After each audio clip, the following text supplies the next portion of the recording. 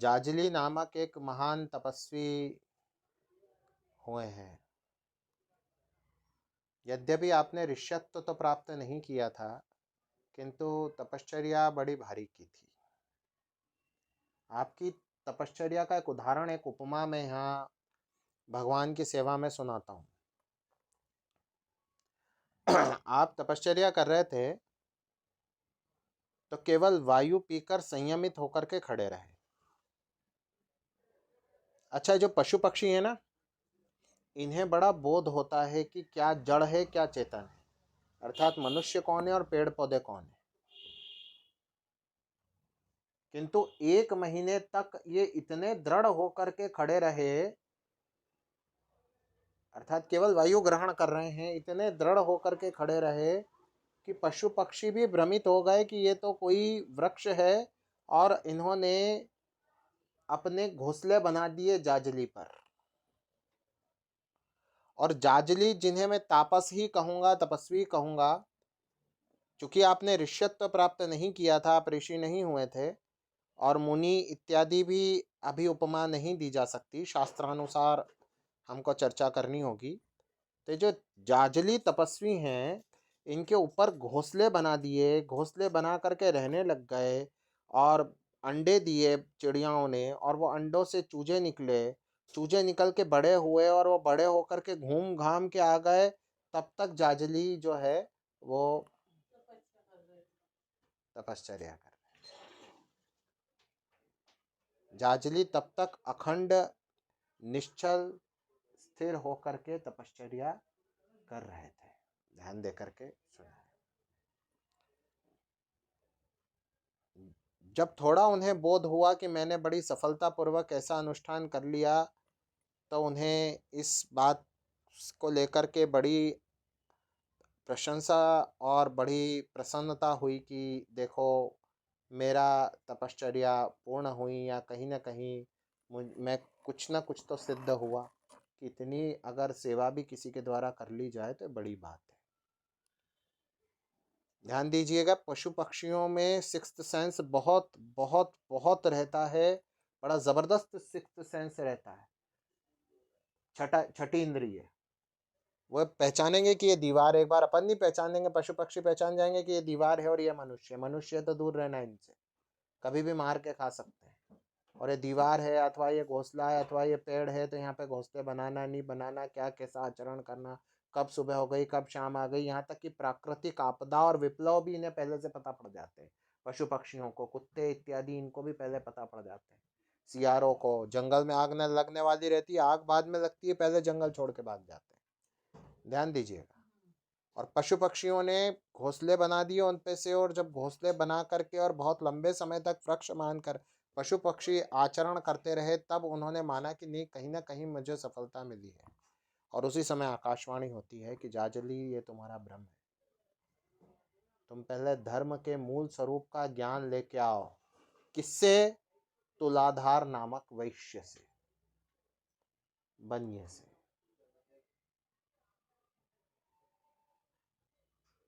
जाजली जब तुलाधार के गांव में पहुंचे, और तुलाधार किसी को सौदा बेच रहा था, किराने परचून की दुकान थी, तो वहाँ पर उन्होंने सामान रखा, और सामान रख करके और वो तोल करके और जो है वो दे रहा था, और व्यक्ति सौदा ले रहा था। जाजली ने जब प्रश्न पूछा तुलाधार से कि आप ही तुलाधार हो, उन्होंने कहा जाजली है महान तपस्वी, आपका स्वागत है। आप वन में तपश्चर्या कर रहे थे, और वहाँ से आकाशवाणी से आपको मेरा नाम ज्ञात हुआ, और इसी कारण आप मेरे यहाँ पधारे, मेरी कुटिया को पवित्र करने के लिए।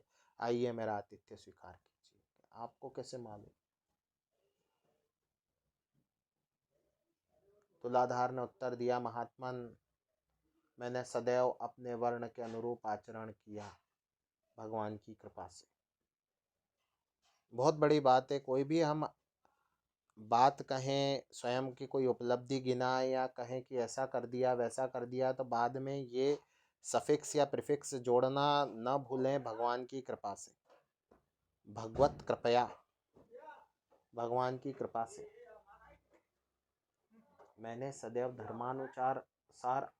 धर्मानुसार आचरण किया, अपने वर्णानुरूप आचरण किया। जो भी सौदा लेने आता है मैं उसे उचित मूल्य में सामान देता हूँ। धर्म अर्थात ये नहीं है कि आप दुकान ही लुटा दो दान दे देकर, पर जितना दान देना होता है उतना मैं दान भी देता हूँ। सीमित मात्रा में धन संचय करता हूँ, जितना मेरे लिए उपयुक्त है, जितना मुझे आज्ञा है कि मैं उतना बचाऊं उतना पैसा बचाता हूँ। और अपने पुत्र पौत्रादि को भी धर्म में प्रवृत्त करने हेतु संलग्न हूँ।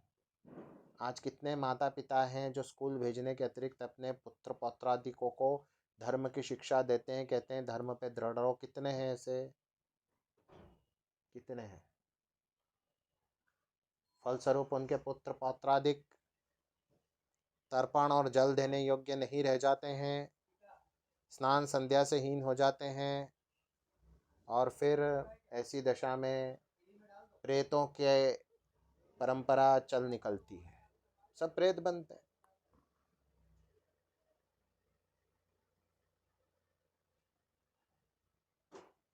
है कि नहीं है? तुलाधार ने जब धर्म के मूल स्वरूप के विषय में व्याख्या की, जाजली बड़े प्रसन्न हुए, पुनः वहां गए, पशु पक्षियों से पशु पक्षियों की भाषा में बात की और कहा फिर से घोंसले बनाओ मेरे पे। अब की बार आप धर्म के मूल स्वरूप को समझ गए थे और आपने तपश्चर्या की और आगे चल के बड़ी भारी सिद्धि भी प्राप्त की।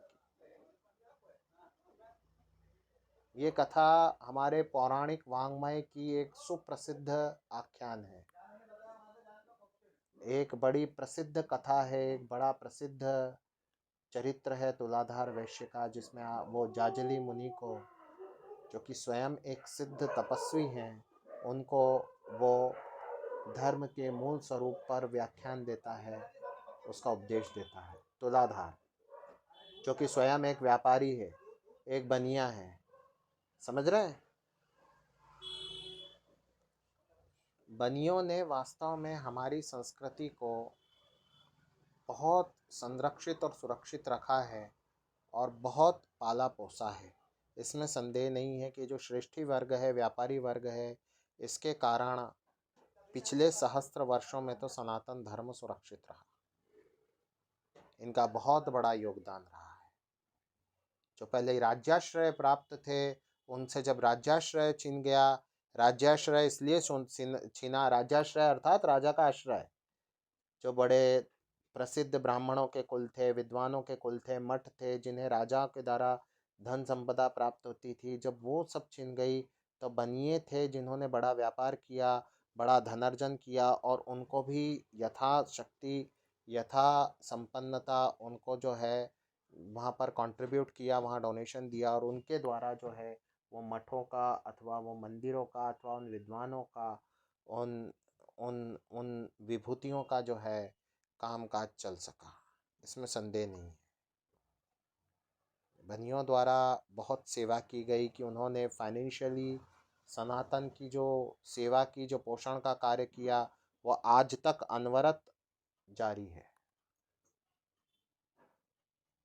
निरंतर जारी है, इसमें संदेह नहीं है।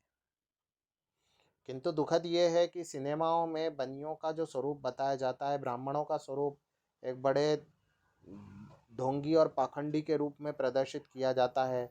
सर्वप्रथम तो सनातन को ही एक पाखंड के रूप में प्रदर्शित किया जाता है, और बनियों को ऐसा सूदखोर अथवा ब्याज लेने वाला अथवा प्रताड़ित करने वाला वैसा प्रदर्शित किया जाता है। तो उनका धवल पक्ष क्यों नहीं दिखाया जाता है कि जहाँ सनातन के प्रत्येक वर्ण का, चाहे ब्राह्मण हो, क्षत्रिय हो, क्षूद्र हो अथवा कोई भी हो, उनका पालन पोषण इनके द्वारा किया गया। जब उनके यहाँ धन की कमी थी तो इनके द्वारा धन जो है वहाँ पे डोनेट किया गया। जब उनके बच्चे बच्चियों के ब्याह का समय आया तो इनके द्वारा ब्याह कराए गए।